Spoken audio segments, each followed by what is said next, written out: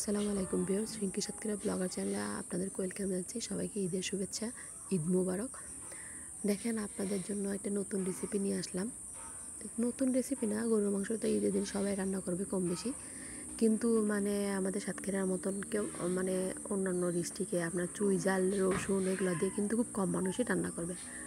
তো দেখেন, আমরা কিন্তু চুই ঝালটা মানে গরু মানে ঈদের দিনে চুই ঝাল আর রসুন এটা ছাড়া তো চিন্তাই করতে পারবো না।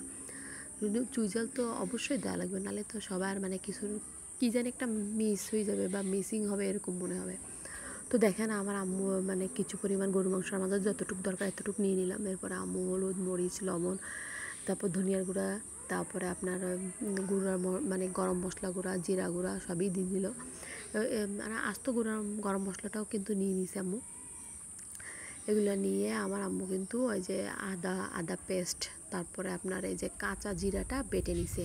আমরা জিরার গুঁড়াটাও দিছি, ভাজা জিরার গুঁড়াটাও দিছি, আবার কাঁচা যে জিরার পেস্টটাও আমরা ইউজ করেছি। তো দেখেন, আম্মু পেঁয়াজ দিয়ে, আবার আমার আম্মু কিন্তু কিছুটা সরিষার তেলও দিয়েছে। সরিষার তেল দিয়ে আমার আম্মু ভালোভাবে মাখিয়ে নিয়েছে। মাখিয়ে নেওয়ার পরে আমার আম্মু এভাবে ভালোভাবে মাখিয়ে অনেকক্ষণ ধরে ভালোভাবে মাখিয়ে নেবে। মাখিয়ে নিলে কিন্তু মানে সব মশলাগুলো সব জায়গায় লাগবে, তো জিনিসটা ভালো হবে।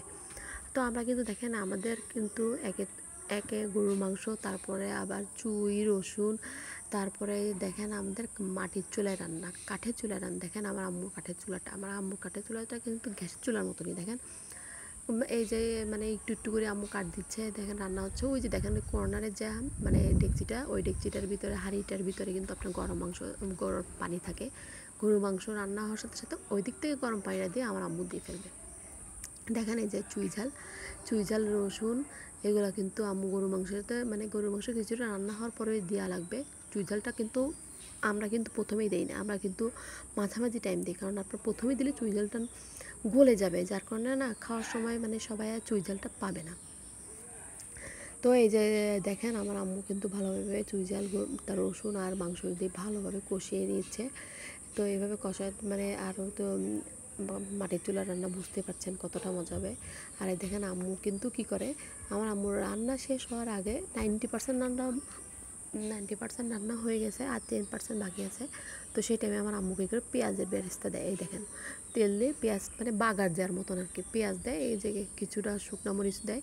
এভাবে তেলটা প্রথম কিন্তু আমার আম্মু তেল দেয় নাই, আমার আম্মু কিন্তু সরিষার তেল দিয়েছে, সয়াবিন তেলটা পরে দিয়েছে। দেখেন, দেওয়ার পরে এটা দিয়ে কিন্তু আমার আম্মু এই যে দেখেন বাগারটা দিয়ে ফেললো। এভাবে বাগার দেওয়ার পরে আম্মু আরও 10 থেকে 15 মিনিট চুলায় রেখে দিবে। এভাবে চুলায় রেখে দেওয়ার পরে কিন্তু যে গরুর মাংসের যে একটা টেস্ট হয়, এই টেস্টের কোনো তুলনা নেই, একদম অতুলনীয় স্বাদ। এই স্বাদের কোনো মানে সন্দেহ নেই, মানে এই স্বাদটা নেই, এতটাই টেস্ট হবে। আর বিশেষ করে কাঠের চুলা রান্না বা মাটির চুলা রান্না। আর আমার আম্মু কিন্তু পরে দেখেন, আমার আম্মুর একটা সিক্রেট মশলা আছে, ওই সিক্রেট মশলাটা কিন্তু আম্মু গুঁড়াটাই ইউজ করেছে। লাস্টের দিকে ওই মশলাটুকু আমার আম্মু দিয়ে ফেলে 2-3 চামচ দিয়ে দিছে, যে রান্না করছে। এই দেখেন চুই ঝালটা কিন্তু এখনও আস্তে আস্তে আছে, কিন্তু যখন আপনি কামড় দিবেন এটাতে একটা স্পাইস বের হবে বা খুব স্পাইসি হবে। তো এভাবে এই ব্লগটা শেষ করছি। আল্লাহ হাফেজ।